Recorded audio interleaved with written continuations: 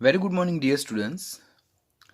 આજના લેક્ચરમાં આપણે ટોપિક નંબર 7.9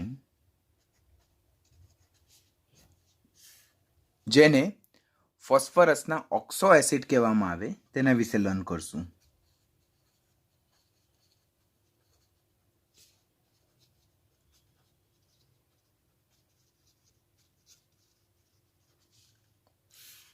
તો આજનો ટોપિક શું હશે?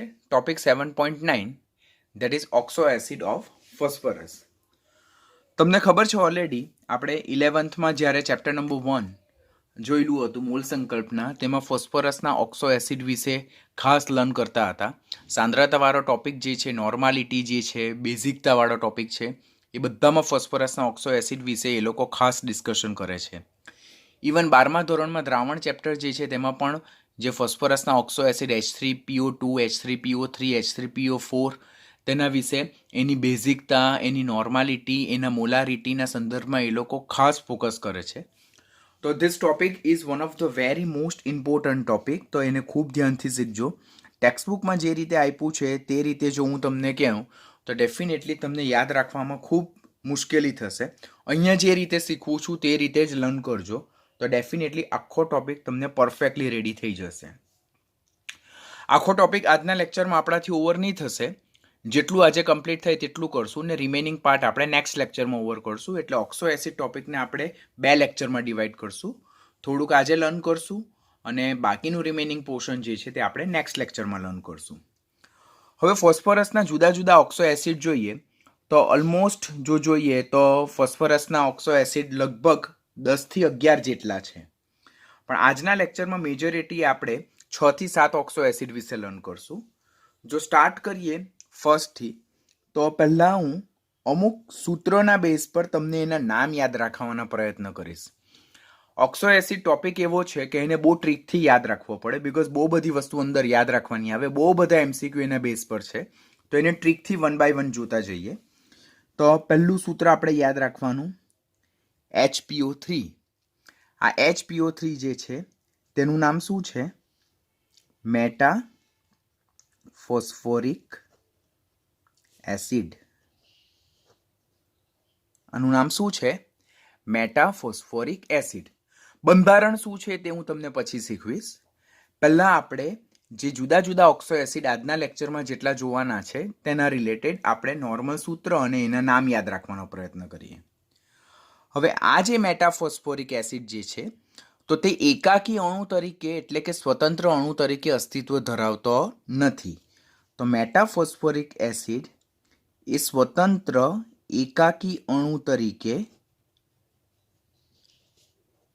અસ્તિત્વ ધરાવતો નથી. અને એ અસ્તિત્વ નથી ધરાવતો, દેટ મીન્સ એ એક સિંગલ ઇન્ડિવિજ્યુઅલ મોલેક્યુલ્સ તરીકે નહીં જોવા મળે. તો એ ટ્રાઇમર સ્વરૂપમાં, સાયક્લિક ટ્રાઇમર ઓર એ લિનિયર પોલિમરિક ચેઇનના સ્વરૂપમાં આપણને હંમેશા જોવા મળે. તો અહીંયાથી પહેલાં આપણને ક્વેશ્ચન શું પૂછાય કે મેટાફોસ્ફોરિક એસિડનું સૂત્ર શું? તો HPO3. HPO3 એ ફોસ્ફરસનું એક ઓક્સો એસિડ છે, તેનું નામ શું છે? મેટાફોસ્ફોરિક એસિડ. નીચેનામાંથી ફોસ્ફરસનો કયો ઓક્સો એસિડ સ્વતંત્ર એકાકી અણુ તરીકે અસ્તિત્વ ધરાવતો નથી? તો તે છે HPO3 જે મેટાફોસ્ફોરિક એસિડ છે. તો એ સ્વતંત્ર એકાકી અણુ તરીકે અસ્તિત્વ ધરાવતો નથી, માટે એ cyclic trimer or linear polymer ફોર્મમાં જોવા મળે. સાયક્લિક ટ્રાઇમર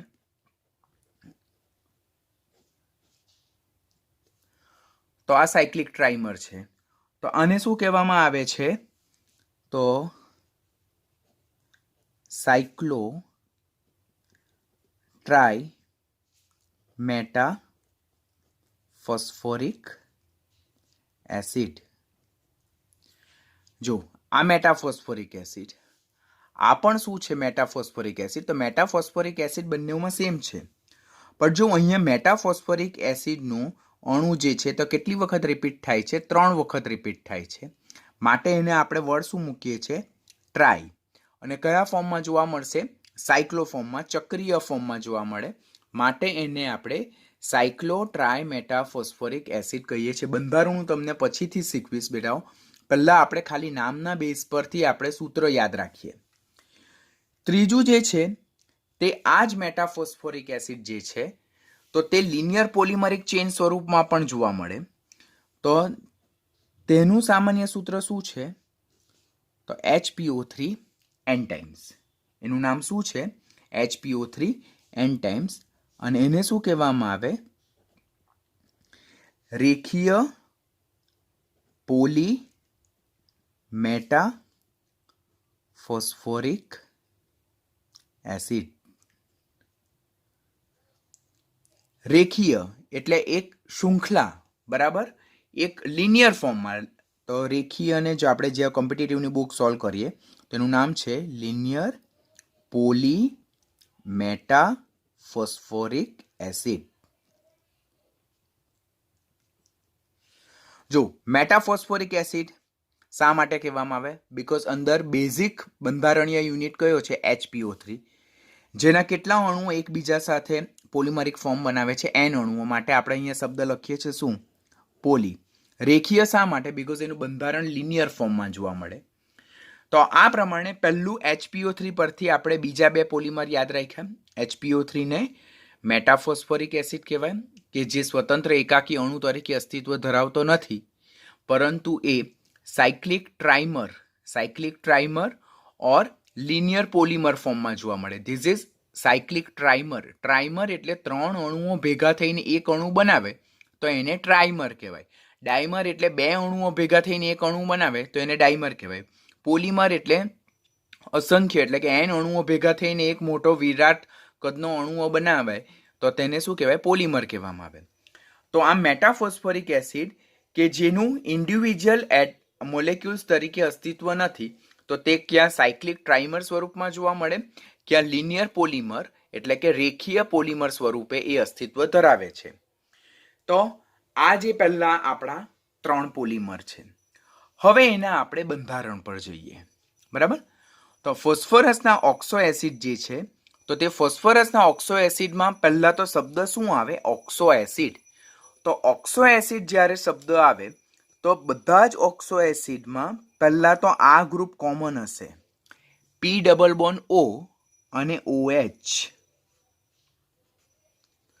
તમે કોઈ પણ ફોસ્ફરસના ઓક્સો એસિડ જોશો, બરાબર, કોઈ પણ ઓક્સો એસિડ, તેમાં તમને બેઝિક સ્ટ્રક્ચરલ યુનિટ જે જોવા મળે છે તે કયો જોવા મળે?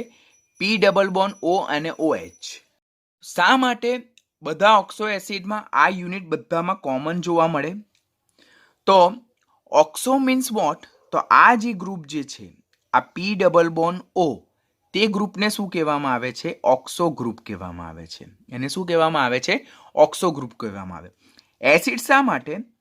તો એમાં જે રિપ્લેસેબલ H+ જે છે તો હાઇડ્રોક્સિલ ગ્રુપના સ્વરૂપમાં હોય, અને એ હાઇડ્રોક્સિલ ગ્રુપ એ ઓક્સો સમૂહના જે પરમાણુ છે તેની સાથે ડાયરેક્ટલી જોડાયેલો હોય. મેં તમને 11મા ધોરણમાં પીરિયોડિસિટી ચેપ્ટરમાં પણ ઓક્સો એસિડ વિશે સમજાવ્યું છે. તમને 11થમાં ચેપ્ટર નંબર 1માં પણ ઓક્સો એસિડ વિશે સમજાવ્યું છે. ઇવન તમને S વિભાગ, P વિભાગના ઓક્સો ગ્રુપ વિશે પણ સમજાવેલું છે. તો oxo acid that is P double bond O, અને એસિડ શા માટે? તો જેમાં રિપ્લેસેબલ H+ એ OH ગ્રુપના સંદર્ભમાં હોય, અને જે ડાયરેક્ટલી ફોસ્ફરસ એટલે કે જે ઓક્સો ગ્રુપ છે તેના જે ફોસ્ફરસ પરમાણુ છે તેની સાથે જોડાયેલો હોય. એટલે ફોસ્ફરસના જે બધા જ ઓક્સો એસિડ જે છે તો તેમાં આ બંધારણ તો તમને કેવું જોવા મળવાનું છે? બધામાં જ ઓલમોસ્ટ સેમ જોવા મળશે. તો this is basic unit which we can have in all kind of oxo acid. તો પહેલા આપણે આ તો બધામાં લખી જ દેવાનું આંખ મીચીને. હવે એના બેઝ પરથી આપણે જોઈએ તો ફોસ્ફરસના ઓક્સો એસિડમાં આપણી પાસે ફોસ્ફરસ ઓક્સિજન સાથે દ્વિબંધ સાથે જોડાયેલો હોય, ઓક્સો ગ્રુપ ધરાવે, અને જે મિનિમમ એક હાઇડ્રોક્સિલ ગ્રુપ ધરાવે, તો એ પ્રકારના સંયોજનને ફોસ્ફરસના ઓક્સો એસિડ કહેવાય. હવે આ જે છે તો મેટાફોસ્ફોરિક એસિડ જેનું સૂત્ર HPO3 છે. તો જો તેમાં એક H છે તો એક H આવી ગયો, એક P આવી ગયો, એક P આવી ગયો, 2 O આવી ગયા, 2 O આવી ગયા. તો હવે એક ત્રીજો O બાકી છે, તો તે કયા ફોર્મમાં જોવા મળે? આ રીતે જોવા મળે. તો this is the structure of what? Metaphosphoric acid. પહેલાં તો ઓક્સો એસિડ છે, એટલે ઓક્સો એસિડમાં P double bond O oxo સમૂહ જોવા મળે. એક રિપ્લેસેબલ H પ્લસ OHના સમૂહમાં ડાયરેક્ટ ફોસ્ફરસ સાથે લિંક જોડાયેલું હોય. માટે ફોસ્ફરસના ઓક્સો એસિડમાં બેઝિક યુનિટમાં એક P double bond O oxo સમૂહ અને એક POH બંધ કમ્પલસરી આપણને જોવા મળશે જ. બધા જ ઓક્સો એસિડમાં એક પી ડબલ બોન્ડ ઓ અને એક POH બંધ minimum, I am talking about minimum, બધા જ ઓક્સો એસિડમાં એક પી ડબલ બોન્ડ ઓ અને એક POH બંધ કમ્પલસરી જોવા મળશે. તો આને શું કહેવામાં આવે છે? મેટાફોસ્ફોરિક એસિડ. હવે આ જે મેટાફોસ્ફોરિક એસિડ છે તો તેમાં આપણી પાસે એક હાઇડ્રોક્સિલ ગ્રુપ છે. આપણને ખબર છે, ઓલરેડી આપણે 11મા ધોરણમાં બેઝિકતા વિશે લર્ન કરેલું હતું કે કોઈ પણ સંયોજનનો એક અણુમાંથી જેટલા હાઇડ્રોજન વિયોજન પામીને છૂટા પડે તો તે એ સંયોજનની બેઝિકતા કહેવાય. તો એસિડની બેઝિકતા એટલે number of hydrogen that is released from the particular molecules. તો અહીંયા HPO3 ના બંધારણમાં આપણી પાસે એક હાઇડ્રોક્સિલ ગ્રુપ છે, તો એમાંથી એક H પ્લસ છૂટો પડશે. માટે આ જે HPO3 જે છે તો તેની બેઝિકતા જે છે તો એની બેઝિકતા કેટલી હશે? 1 હશે. એની બેઝિકતા કેટલી હશે? 1, કારણ કે એની પાસે એક OH છે. હવે પી ડબલ બોન્ડ O બંધ કેટલા છે? તો એક પી ડબલ બોન્ડ O બંધ જોવા મળે. POH બંધ કેટલા જોવા મળે? તો એક POH બંધ જોવા મળે. તો આપણે બધા જ આ વસ્તુ યાદ રાખવાની. એક પી ડબલ બોન્ડ O બંધ જોવા મળે, એક POH બંધ જોવા મળે છે. વધુમાં જો જોઈએ તો ફોસ્ફરસનો આ જે ઓક્સો એસિડ છે તેમાં હાઇડ્રોજનનો ઓક્સિડેશન આપણે 1 લઈએ, ઓક્સિજનનો -2 લઈએ, તો અહીંયા ફોસ્ફરસનો ઓક્સિડેશન આંક કેટલો આવશે? +5 આવશે, જે હાઈએસ્ટ છે. માટે મેટાફોસ્ફોરિક એસિડમાં ઓક્સિડેશનનો આંક +5 જે હાઈએસ્ટ, માટે એ કયા તરીકે વર્તે છે? એ રિડક્શન પામવાની વૃત્તિ ધરાવે, માટે પ્રબળ ઓક્સિડેશન કરતા તરીકે વર્તે. હવે સેકન્ડ બંધારણ જે છે તો તેમાં મેટાફોસ્ફોરિક એસિડ એ એકાકી અણુ તરીકે અસ્તિત્વ ન ધરાવે, માટે એ સાયક્લોટ્રાય મેટાફોસ્ફોરિક એસિડમાં રૂપાંતર પામે. અને સાયક્લોટ્રાય મેટાફોસ્ફોરિક એસિડમાં મેટાફોસ્ફોરિક એસિડના 3 અણુઓ એકબીજા સાથે સાયક્લિક બંધારણમાં જોડાયેલા હોય. અને એ બંધારણ કેવું? તો હું તમને સમજાવું કેવી રીતે એ બંધારણ દોરવાનું. તો પહેલા આપણે આ રીતે બેન્ઝીનનું વલય દોરવાનું, જેમાં જંક્શન છોડતા જવાનું. જો મેં જંક્શન બધા જ છોડેલા છે. પછી અહીંયા P, અહીંયા O, અહીંયા P, અહીંયા O, અહીંયા P અને અહીંયા O, આ રીતે રાઈટ કરવાનું.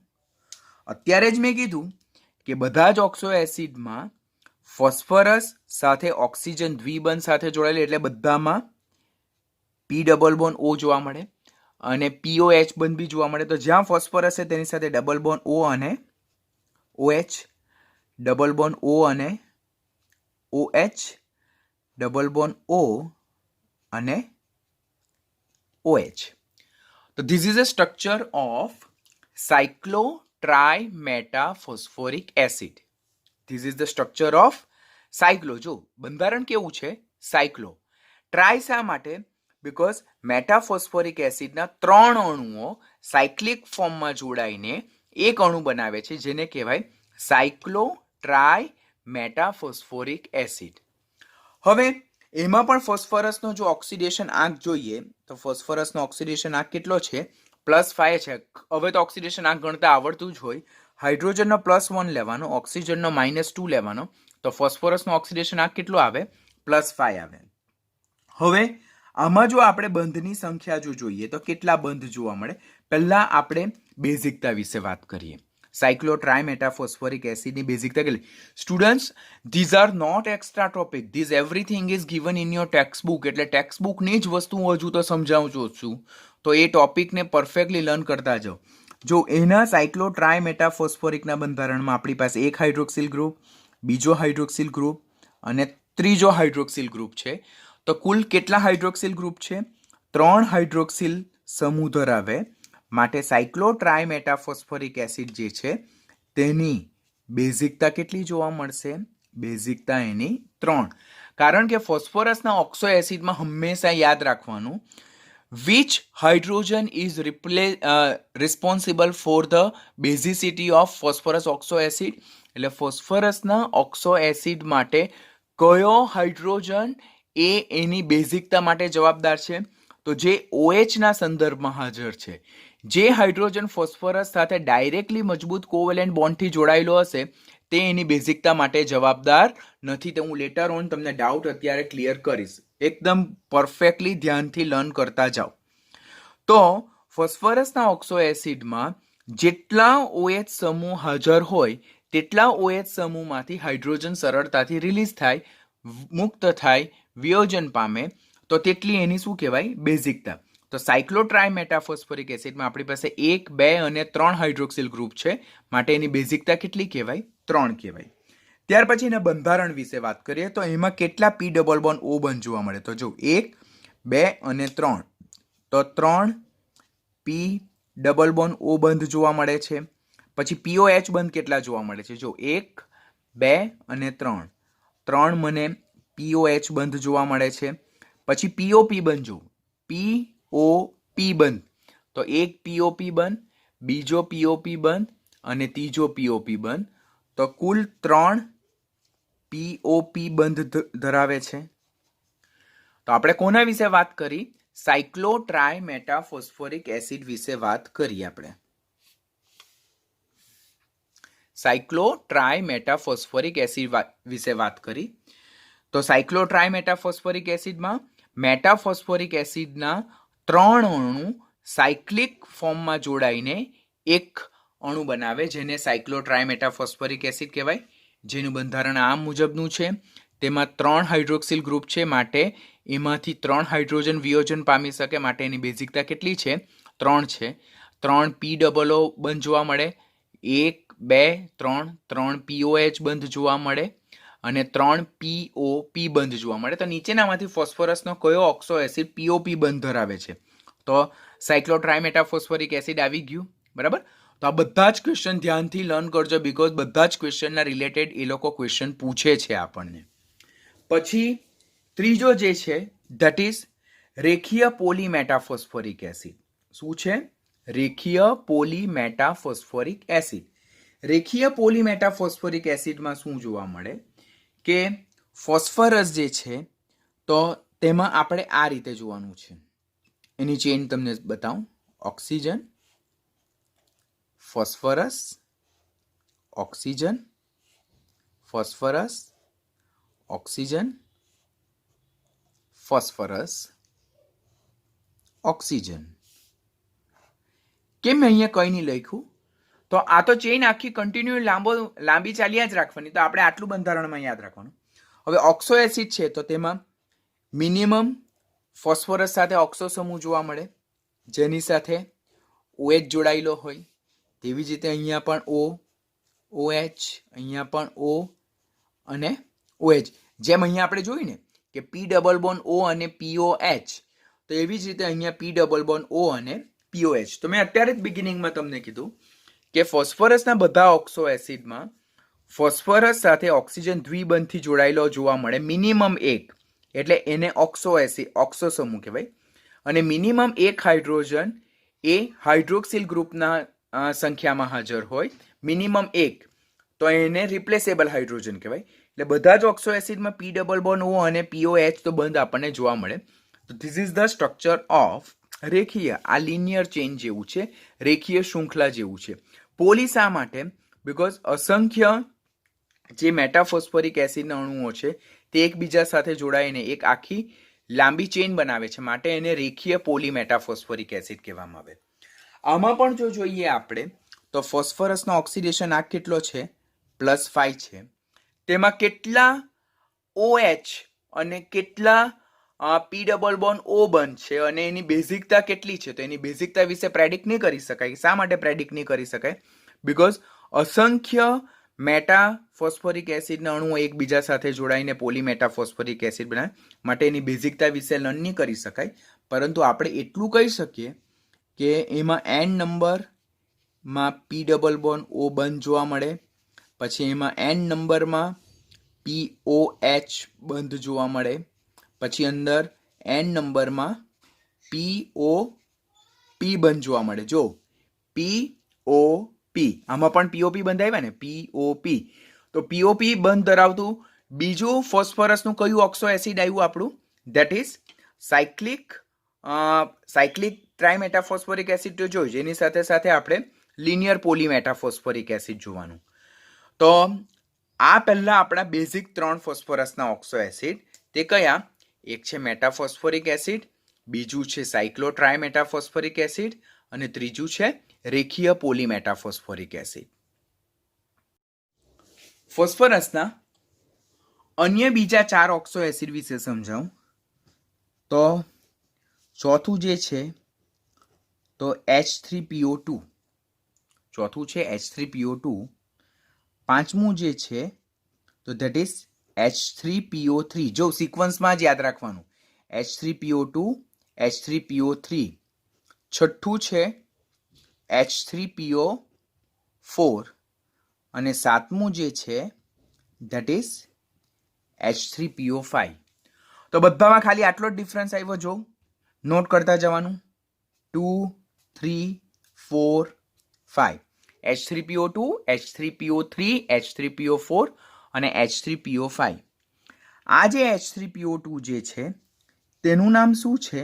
તેનું નામ છે હાઇપોફોસ્ફરસ એસિડ. એનું નામ શું છે? હાઇપોફોસ્ફરસ એસિડ. એને બીજા કયા નામે ઓળખવામાં આવે તો ફોસ્ફિનિક એસિડ. શું નામ છે એનું? ફોસ્ફિનિક એસિડ. ખાસ ધ્યાનથી લર્ન કરજો સ્ટુડન્ટ. ફોસ્ફિનિક. કેમ એવી રીતે બોલું છું? બીકોઝ એ પ્રમાણેનો ક્વેશ્ચન પૂછાય છે. H3PO2 જેને જ હાઇપોફોસ્ફરસ એસિડ કહેવાય, એને જ ફોસ્ફિનિક એસિડ કહેવાય.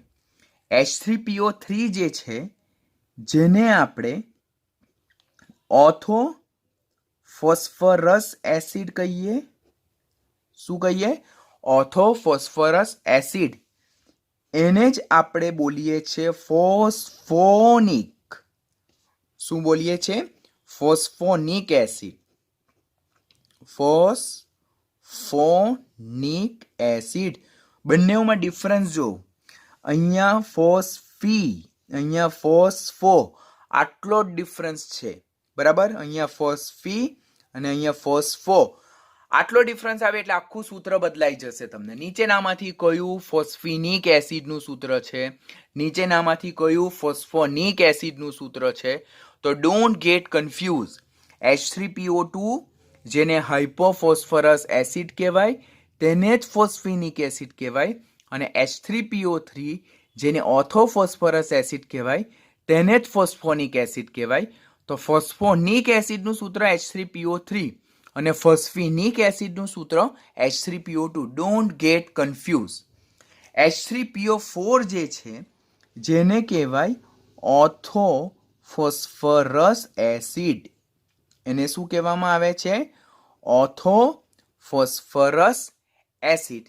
અને H3PO5 જે છે જેને શું કહેવામાં આવે છે? પેરોક્સો મોનોફોસ્ફોરિક એસિડ. શું કહેવામાં આવે?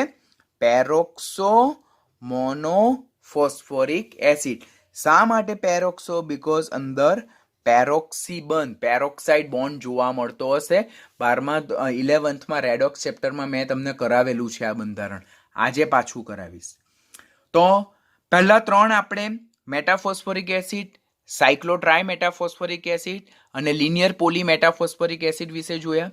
એના સિવાય બીજા 4 જે છે તો H3PO2 જેને હાઇપોફોસ્ફરસ એસિડ ફોસ્ફિનિક એસિડ કહેવાય, H3PO3 જેને ઓથોફોસ્ફરસ એસિડ ફોસ્ફોનિક એસિડ કહેવાય, H3PO4 જેને ઓથોફોસ્ફરસ એસિડ આ ફોસ્ફોરિક આ ઓથોફોસ્ફરસ છે, આ ફોસ્ફોરિક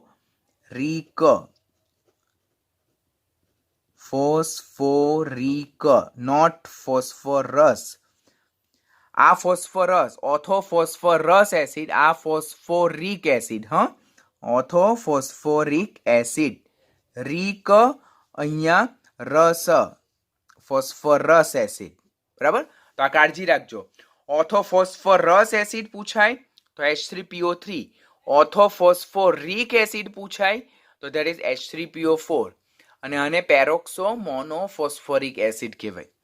તો આ બધાના નામ રેડી થઈ ગયા. હવે એમાં ઓક્સિડેશન આંક જોઈએ તો અહીંયા 2 દુ 4 અને 3 એટલે આમાં ફોસ્ફરસનો ઓક્સિડેશન આંક કેટલો છે? +1 છે. ફોસ્ફરસનો ઓક્સિડેશન આંક કેટલો છે? +1 છે. આમાં 3 દુ 6 અને 3 એટલે આ જે છે તો તેમાં +3 છે અને આમાં +5 કારણ કે 4 દુ 8 ને 3 5 અને આમાં 5 દુ 10 ને 3 એટલે +7 તો નહીં જ આવે પરંતુ +5 આવે. તો ખાસ કાળજી રાખવાની કે આ જે બંનેવ જે છે તો બંનેવ કિસ્સામાં ફોસ્ફરસનો ઓક્સિડેશન આંક આપણને કેટલો જોવા મળે છે? +5 જે છે તો જે હાઈએસ્ટ ઓક્સિડેશન આંક છે.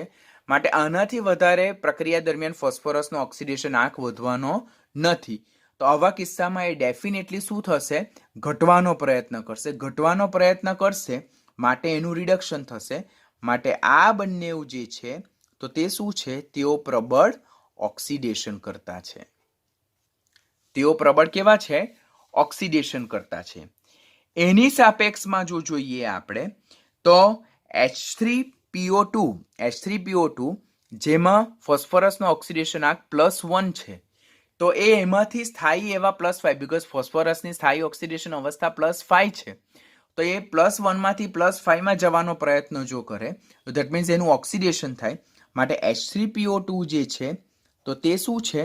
એ પ્રબળ રિડક્શન કરતા છે. ખાસ ધ્યાન રાખજો, H3PO2 એ પ્રબળ રિડક્શન કરતા છે. શા માટે પ્રબળ રિડક્શન કરતા? તો એક તો એમાં ફોસ્ફરસનો ઓક્સિડેશન આંક +1 છે તો એ એમાંથી +1 એટલે કે હાયર ઓક્સિડેશન આંક તરફ જવાનું શું રાખે?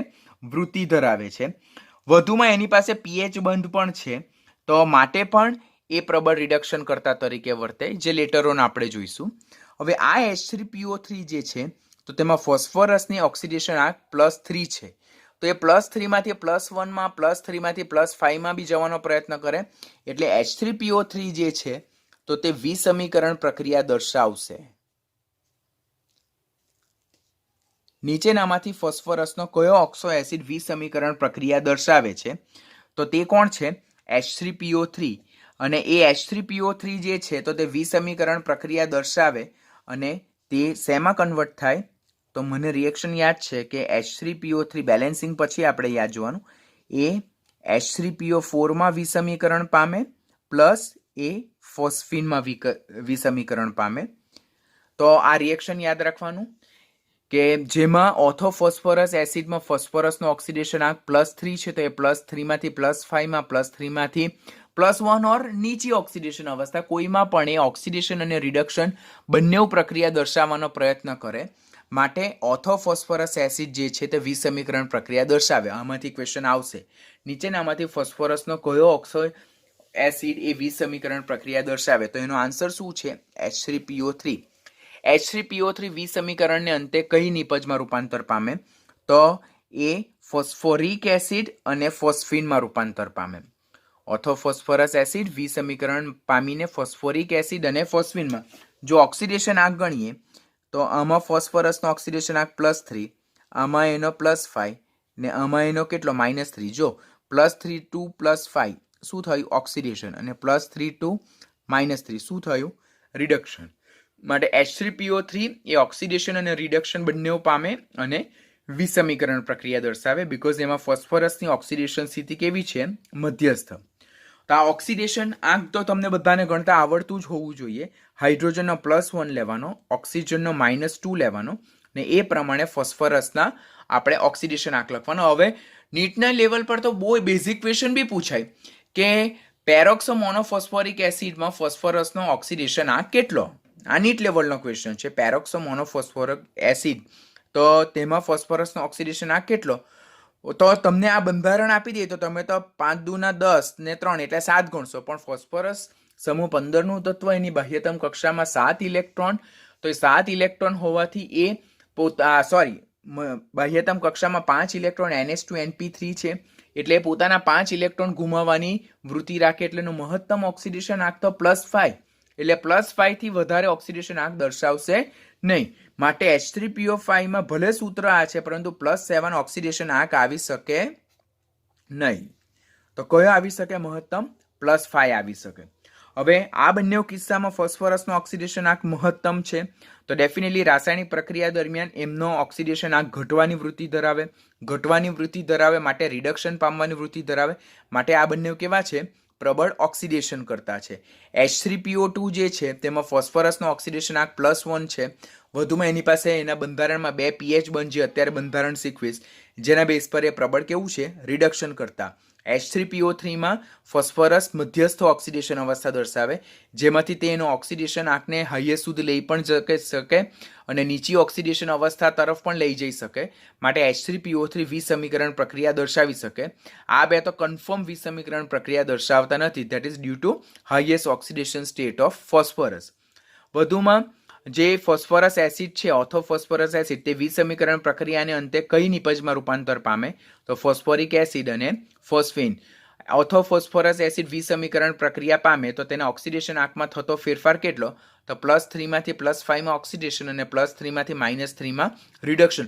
તો આટલા બધા ડેપ્થમાં એ લોકો ક્વેશ્ચન પૂછશે. જો તમે એકદમ ધ્યાનથી લર્ન નહીં કરશો, કન્સેપ્ટને એકદમ ક્લિયર નહીં રાખશો, તો ડેફિનેટલી તમે એક્ઝામમાં 101% ગૂંચવાઈ જશો. તો આ બધી તમારે કાળજી રાખવાની છે. હવે ફોસ્ફરસના જે ઓક્સો એસિડ જે છે, હવે આ 4 ફોસ્ફરસના ઓક્સો એસિડની ઓક્સિડેશન સ્થિતિ જોઈ, એમની ઓક્સિડેશન રિડક્શન કરતા જોયું, એમનો વિસમીકરણ સ્વભાવ જોયો, એમના નામ જોયા. હવે આપણે એમના બંધારણ પર આવીએ. તો ફોસ્ફરસના જે ઓક્સો એસિડ જે છે તેમાં ફોસ્ફરસ અન્ય પરમાણુ સાથે ટેટ્રાહેડ્રલી અરેન્જ થયેલો હોય, એટલે કે સમચતુષ્ફલકીય રીતે ઘેરાયેલો હોય. તો અહીંયાથી ક્વેશ્ચન પૂછાય કે ફોસ્ફરસના ઓક્સો એસિડના સામાન્ય બંધારણ કેવા હોય? તો સમચતુષ્ફલકીય બંધારણ એટલે કે ટેટ્રાહેડ્રલ સ્ટ્રક્ચર. જોઈએ આપણે. તો પહેલા જ મેં તમને કીધું, અત્યારે જ આપણે જોઈ કે ફોસ્ફરસના ઓક્સો એસિડમાં મિનિમમ એક પીઓ બંધ તો જોવા મળે જ. મિનિમમ એક પીઓ બંધ જોવા મળે, જેને ઓક્સો સમૂહ કહેવાય, અને એક OH. આ તો હોય જ, તે આમાં પણ હોય, પછી આમાં પણ હોય, પછી આમાં પણ હોય, અને એ H3PO5 જે છે ત્યાંમાં પણ હોય. તો જો હવે બંધારણ યાદ રાખવાની ટ્રીક પર આવીએ છીએ. હું તમને શીખવાડું એ રીતે જ શીખવાનું છે, કારણ કે એ મેં પણ બહુ પ્રેક્ટિસથી જ શીખેલો છું કે કેવી રીતે આપણે મિનિમમ એફર્ટ્સ આપીને બધા સ્ટ્રક્ચરને એક જ વેમાં આપણે યાદ રાખી શકીએ. 4 ઓક્સો એસિડના સૂત્ર લખ્યા મેં, 2, 3, 4, 5. નામ હાઇપોફોસ્ફરસ એસિડ, જેને જ ફોસ્ફિનિક. H3PO3 ઓર્થોફોસ્ફરસ એસિડ, જેને ફોસ્ફોનિક. પછી H3PO4 ઓર્થોફોસ્ફોરિક એસિડ, બરાબર, અને H3PO5 જેને પેરોક્સો મોનોફોસ્ફોરિક એસિડ. ફોસ્ફરસના બધા જ ઓક્સો એસિડમાં P ડબલ બોન્ડ O અને POH મિનિમમ આટલા તો બંધ જોવા મળે, એટલે બધામાં મેં દોરી દીધા. હવે ફોસ્ફરસ સમૂહ 15 નું તત્વ છે, બાહ્યતમ કક્ષામાં 5 ઇલેક્ટ્રોન છે, એટલે એના 5 ઇલેક્ટ્રોન બંધ બનાવવામાં ભાગ લે. તો આ 1, 2 અને 3, આ 4 અને આ 5 ટેટ્રાહેડ્રલ સ્ટ્રક્ચર જોઈ જો. ટેટ્રાહેડ્રલ સ્ટ્રક્ચર, બરાબર. તો અહીંયા પણ ટેટ્રાહેડ્રલ સ્ટ્રક્ચર આવે, અહીંયા પણ ટેટ્રાહેડ્રલ સ્ટ્રક્ચર આવે, અને અહીંયા પણ ટેટ્રાહેડ્રલ સ્ટ્રક્ચર આવે. તો this is the common structure કે જે આ 4 ઓક્સો એસિડમાં જોવા મળે. જે પોઈન્ટ ઓફ ડિફરન્સ છે તે આપણે હવે લખીએ. હવે અહીંયા જો આની પાસે 3 હાઇડ્રોજન છે, એક આવી ગયો, તો આ બાકીના 2, એક ફોસ્ફરસ છે, 2 ઓક્સિજન છે, 2 ઓક્સિજન, બંધારણ ready. Is it not easy? It's very easy, બરાબર. એવી જ રીતે ઓર્થોફોસ્ફરસ એસિડ. તો ઓર્થોફોસ્ફરસ એસિડમાં શું છે કે અહીંયા એક OH ને આ બધું બરાબર છે, અહીંયા જે H છે તેની જગ્યાએ અહીંયા OH આવશે અને અહીંયા H આવશે. ઓર્થોફોસ્ફરિક એસિડમાં 3 OH આવશે, અને આમાં O સિંગલ બોન્ડ OH, ને આને શું કહેવામાં આવે? પેરોક્સી ગ્રુપ કહેવામાં આવે છે. તો આમ ફોસ્ફરસના આ જે 3 ઓક્સો એસિડ છે તેના બંધારણ આ રીતે આપેલા છે. આમ જો ફોસ્ફરસના આ જે બેઝિક ઓક્સો એસિડ છે તેના રિલેટેડ જો ડિસ્કશન કરીએ તો બધામાં કોમનલી ટેટ્રાહેડ્રલ એટલે કે સમચતુષ્ફલકીય ગોઠવણી જોવા મળે. બધામાં પી ડબલ બોન્ડ ઓ અને મિનિમમ એક POH બંધ બધામાં જોવા મળે. ફોસ્ફરસ 1 2 3 4 5 બંધ ધરાવે બધામાં કોમનલી.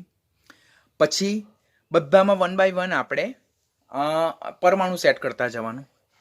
પહેલામાં 2 હાઇડ્રોજન પરમાણુ છે, બીજામાં 1 OH અને H, ત્રીજામાં બંને OH અને ચોથામાં પેરોક્સી ગ્રુપ. તો આ રીતે ફોસ્ફરસના જે આ 4 ઓક્સો એસિડ છે તેને બંધારણ આપણે યાદ રાખી શકીએ છીએ. હવે આ જે ફોસ્ફરસના ઓક્સો એસિડ જે છે તો તેના બંધારણ પરથી એમાં જે હાજર બંધ જે છે તેની સંખ્યા અને એની એસિડિકતા વિશે વાત કરીએ. પરંતુ અહીંયા મારી પાસે જગ્યા નથી તો હવે એને આપણે ફરીથી શીખીએ. ચલો, પહેલું જે છે તે આપણે જોયું H3PO2. H3PO2 ને આપણે શું કીધું? આપણે એનું નામ શું આપ્યું? હાઇપોફોસ્ફરસ એસિડ ઓર એને જ આપણે ફોસ્ફિનિક એસિડ કીધું. બીજું આપણે જોયું H3PO3. H3PO3 ને આપણે ઓર્થોફોસ્ફરસ એસિડ ઓર ફોસ્ફોનિક એસિડ કીધું. ત્રીજું આપણે જોયું H3PO4. H3PO4 ને આપણે કીધું ઓર્થોફોસ્ફોરિક એસિડ અને H3PO5. H3PO5 ને કીધું આપણે પેરોક્સો મોનોફોસ્ફોરિક એસિડ. બધામાં P ડબલ બોન્ડ OH અને આ પ્રકારની ચતુષ્ફલકીય ગોઠવણી બધામાં જ જોવા મળે. P ડબલ બોન્ડ OH ચતુષ્ફલકીય ગોઠવણી, P ડબલ બોન્ડ OH ચતુષ્ફલકીય ગોઠવણી, P ડબલ બોન્ડ OH અને ચતુષ્ફલકીય ગોઠવણી. ત્યાર પછી પહેલામાં આપણે 2 હાઇડ્રોજન, પછી બીજામાં OH અને હાઇડ્રોજન, ત્રીજામાં OH અને આમાં O અને OH. This is peroxy bond. તો આ રીતે આપણે બધાના બંધારણ યાદ રાખ્યા. હવે આ જે બંધારણ જે છે તો તેમાં જે હાજર બંધ છે તેના રિલેટેડ વાત કરીએ ઓર પહેલા આપણે એની એસિડિકતા વિશે વાત કરીએ. તો ફોસ્ફરસના ઓક્સો એસિડમાં જે એની એસિડિકતા નહીં, એસિડની જે બેઝિકતા જે છે તો તે એમાં રહેલા OH સમૂહની સંખ્યાને આધારે નક્કી કરી શકાય. જે હાઇડ્રોજન પરમાણુ ડાયરેક્ટ ફોસ્ફરસ સાથે સહસંયોજક બંધ સાથે જોડાયેલો છે, જે હાઇડ્રોજન પરમાણુ ફોસ્ફરસ સાથે ડાયરેક્ટ સહસંયોજક બંધથી જોડાયેલો છે તો તે તેની બેઝિકતા માટે જવાબદાર નથી. દેટ મીન્સ આ હાઇડ્રોજન આ ફોસ્ફરસ સાથે સહસંયોજક બંધથી જોડાયેલો છે, પરિણામે આ 2 હાઇડ્રોજન સરળતાથી વિયોજન પામતા નથી. કયો એકમાત્ર હાઇડ્રોજન વિયોજન પામે? OH સમૂહમાંનો હાઇડ્રોજન સરળતાથી વિયોજન પામે. એવા OH ની સંખ્યા કેટલી? 1. માટે આની બેઝિકતા જે છે તો આની બેઝિકતા કેટલી છે? 1 છે. એમાં આપણી પાસે H3PO3 માં કેટલા છે? OH ગ્રુપ 2 છે. તો આની બેઝિકતા કેટલી છે? તો આની બેઝિકતા 2 છે. એવા આપણી પાસે 1 2 અને 3 OH છે. તો આની બેઝિકતા કેટલી છે? 3 છે.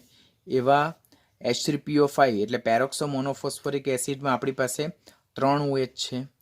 તો આની બેઝિકતા પણ કેટલી છે? 3 છે. તો આ બેઝિકતાના રિલેટેડ ક્વેશ્ચન પૂછાય.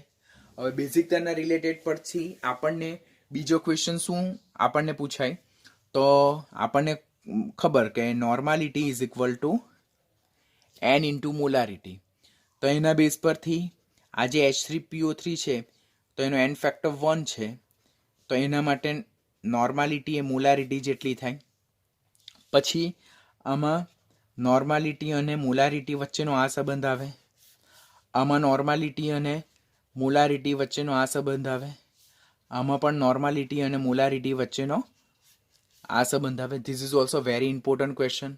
આ બેઝિકતા જ તેને જ આપણે શું કહીએ છીએ? N ફેક્ટર કહીએ. એટલે એસિડમાંથી વિયોજન પામતા ઓર છૂટા પડતા H+ની સંખ્યા. તો આ બેઝિક ક્વેશ્ચન કોમ્પિટિટિવમાં પૂછાય છે, પૂછાઈ ચૂકેલા છે, પૂછાવાના છે, પૂછાઈ શકે છે તેવા ક્વેશ્ચન છે. હવે બંધના રિલેટેડ વાત કરીએ તો જો આ બધામાં એક PO અને એક POH બંધ છે, તો બધામાં એક POO બંધ, ચારે ચારમાં એક POO બંધ, પછી ચારે ચારમાં એક POH બંધ,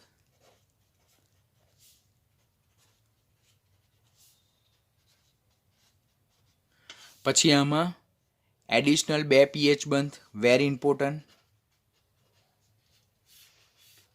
આ જે 2 pH બંધ જે છે તેને કારણે એ પ્રબળ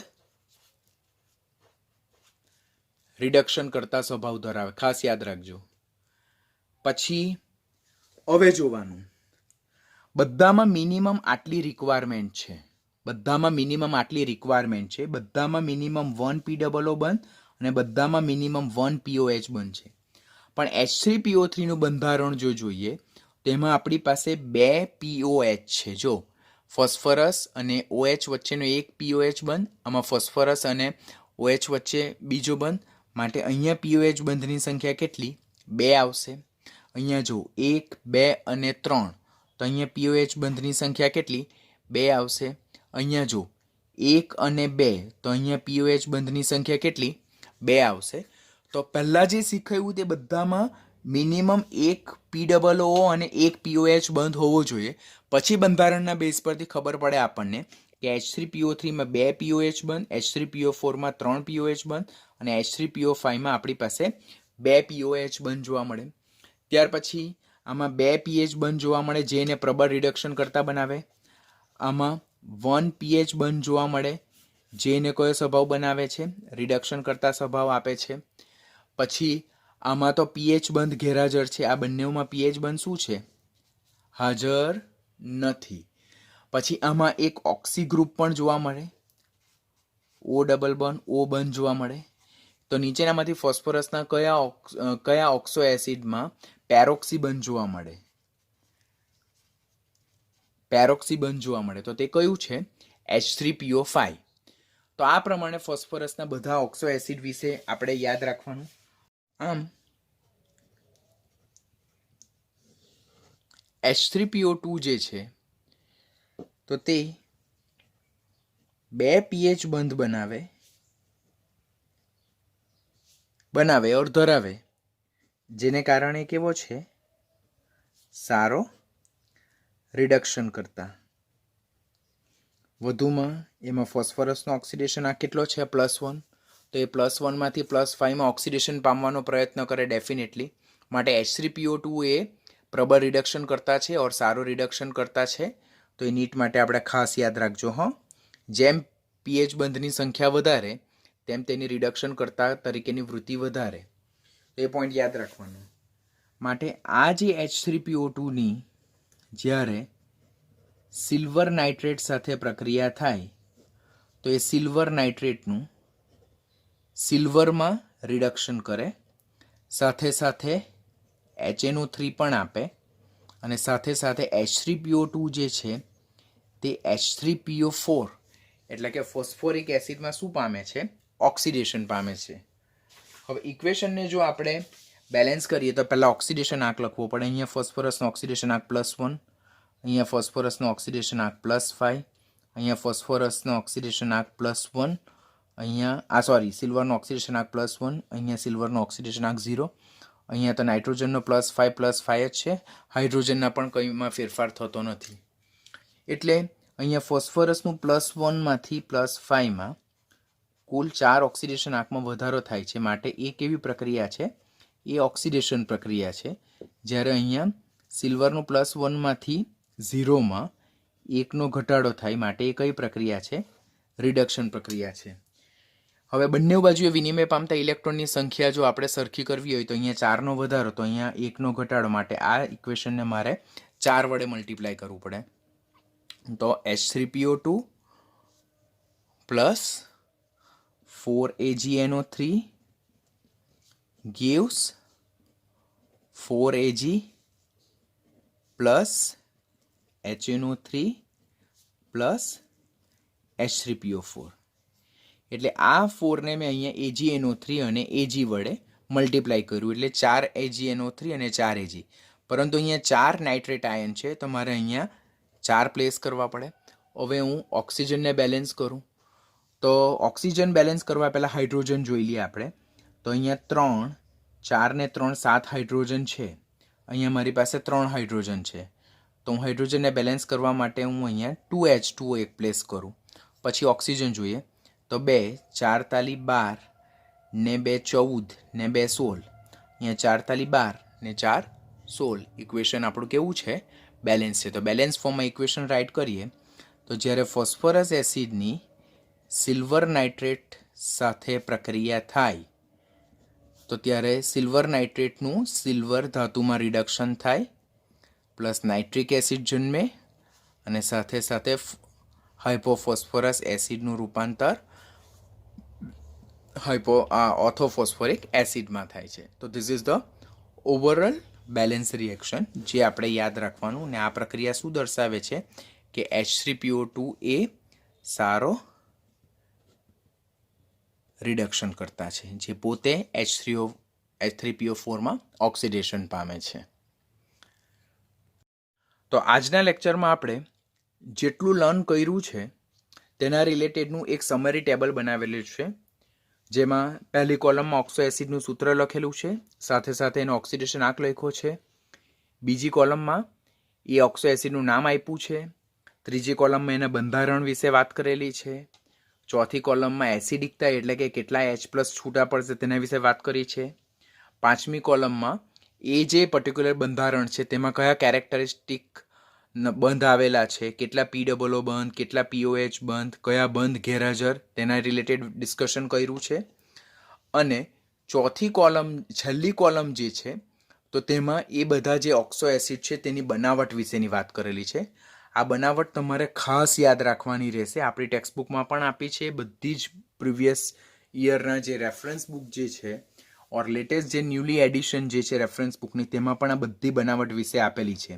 કે જેમ કે પહેલો મેટાફોસ્ફોરિક એસિડ જોયું તો ફોસ્ફોરિક એસિડને જ્યારે 520 કેલ્વિન તાપમાને ગરમ કરવામાં આવે તો એમાંથી આપણને H4P2O7 મળે જેને આપણે પાયરોફોસ્ફોરિક એસિડ કહીએ. અને તેને જો હજુ ઊંચા તાપમાને ગરમ કરવામાં આવે તો એમાંથી મેટાફોસ્ફોરિક એસિડ બને. પછી સેકન્ડ આપણે જોયું સાયક્લોટ્રાય મેટાફોસ્ફોરિક એસિડ. તો એ કેવી રીતે મળે? તો ફોસ્ફરસ એસિડને બ્રોમિનની હાજરીમાં બંધ નળીમાં જો આપણે ગરમ કરવામાં આવે તો એમાંથી આપણને સાયક્લોટ્રાય મેટાફોસ્ફોરિક એસિડ મળે. ત્યાર પછી રેખીય પોલી મેટાફોસ્ફોરિક એસિડ કેવી રીતે મળે? તો ફોસ્ફોરિક એસિડને ઊંચા તાપમાને ગરમ કરવાથી એમાંથી આપણને રેખીય પોલી મેટાફોસ્ફોરિક એસિડ મળે. પછી હાઇપોફોસ્ફરસ એસિડ કેવી રીતે મળે? તો સફેદ ફોસ્ફરસને આલ્કલી જેમ કે બેરિયમ હાઇડ્રોક્સાઇડ સાથે ગરમ કરવામાં આવે તો એમાંથી આપણને હાઇપોફોસ્ફરસ એસિડ મળે. ત્યાર પછી ઓર્થોફોસ્ફરસ એસિડ કેવી રીતે મળે? તો ફોસ્ફરસ પેન્ટોક્સાઇડ ટ્રાયોક્સાઇડ P4O6 ને શું કહેવામાં આવે? Phosphorus trioxide. તો ફોસ્ફરસ ટ્રાયોક્સાઇડની પાણી સાથેની પ્રક્રિયાથી પણ આપણને ઓર્થોફોસ્ફરસ એસિડ મળે. એઝ વેલ એઝ ફોસ્ફરસ ટ્રાયક્લોરાઇડનું જળ વિભાજન કરવામાં આવે તો તેમાંથી પણ આપણને ઓર્થોફોસ્ફરસ એસિડ મળે છે. ખાસ ઇમ્પોર્ટન્ટ યાદ રાખજો. બનાવટ દીકરાઓ યાદ રાખવાની મુશ્કેલ થશે ને એમાં મારી પાસે કોઈ ટ્રીક બી નથી. વોટ આઈ કેન ડુ, હું તમને એવા મોડિફાઈડ ફોર્મમાં તમને હું સમજાવી શકું કે જેનાથી તમે ઇઝીલી યાદ રાખી શકો.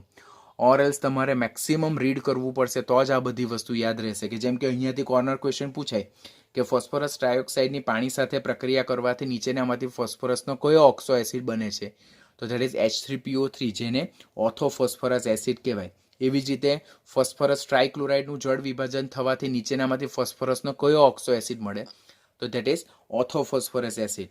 ફોસ્ફરસ પેન્ટોક્સાઇડનું હાઇડ્રોલિસિસ કરવાથી નીચેનામાંથી એટલે કે એક્સેસ અમાઉન્ટમાં પાણી સાથે હાઇડ્રોલિસિસ કરવાથી ફોસ્ફરસનો કયો ઓક્સો એસિડ મળે? તો ધેટ ઇઝ ઓર્થોફોસ્ફોરિક એસિડ. તો ધેટ મીન્સ આ બધી બનાવટ યાદ રાખજો. અહીંયા મેં ટેબલને ખૂબ જ કમ્પ્રેસ કરીને ટેબલ અહીંયા પ્રિપેર કરેલું છે. ટેબલ આખું તમે 2 વખત જોશો એટલે ઓલમોસ્ટ તમારા ઓક્સો એસિડ આજના લેક્ચરમાં જેટલા પણ ઓક્સો એસિડ લર્ન કરેલા છે તેના રિલેટેડના બધા જ ક્વેશ્ચન તમારા આટલા ટેબલમાં કવર થઈ જશે. આપણે ટોટલ કેટલા જોયા? 7 ઓક્સો એસિડ જોયા છે. તો તે તમને આ પીડીએફમાં હું તમને મટીરિયલ મોકલીશ, તેમાંથી તમે ધ્યાનથી રીડ કરી નાખજો. લેક્ચરમાં જેટલા બી ઓક્સો એસિડ જોયા છે આજની ડેટમાં એટલા પરફેક્ટ રેડી કરજો. પહેલાં ઓક્સો એસિડના નામ, પછી બીજો તેમના સૂત્ર, ત્રીજું એમનું બંધારણ, તેમનો ઓક્સિડેશન આંક, તેમની એસિડિકતા, એમના બંધારણ અને અંદર કયા કયા બંધ આવેલા છે તે, ત્યાર પછી ઓક્સિડેશન કરતાં રિડક્શન કરતા સ્વભાવ, વિસમીકરણ સ્વભાવ. આટલી વસ્તુ આજના લેક્ચરમાં લર્ન કરેલી છે તો એટલું પરફેક્ટ રેડી કરજો. હજુ ટોપિક આપણો ઓવર થયો નથી. રિમેનિંગ જે ટોપિક છે તે નેક્સ્ટ લેક્ચરમાં અને નેક્સ્ટ લેક્ચરમાં પણ જો નહીં પતે તો એના પછીના લેક્ચરમાં આપણે કમ્પ્લીટ કરવાનો પ્રયત્ન કરશું. પણ જેટલું આજની ડેટમાં કરાયું છે તેટલું do it very carefully, because this is one of the very important crucial topic કે જેમાંથી કોમ્પિટિટિવની એક્ઝામમાં ઘણા બધા ક્વેશ્ચન જોવા મળે છે. તો ખૂબ ધ્યાનથી લર્ન કરજો. ઈચ એન્ડ એવરી બનાવટને પણ ખૂબ ધ્યાનથી લર્ન કરજો, બિકોઝ બનાવટ પોઈન્ટ એવો છે કે જે તમને સરળતાથી યાદ નહીં રહેશે. સ્ટ્રક્ચર, બંધારણ, નામ, ઓક્સિડેશન આંક, એસિડિકતા, બંધના રિલેટેડ તો તમે 1-2 વખત એફર્ટ્સ આપશો એટલે યાદ રહી જશે. પણ બનાવટ એક એવો પોઈન્ટ જે છે કે જેને તમારે 2 થી 3 વખત વારંવાર રિપીટ કરવી પડશે તો જ તમને એક્ઝામમાં યાદ રહેશે. તો ડુ ઇટ કેરફુલી. આજના લેક્ચરમાં આટલું આપણે સફિશિયન્ટ કરીએ છીએ.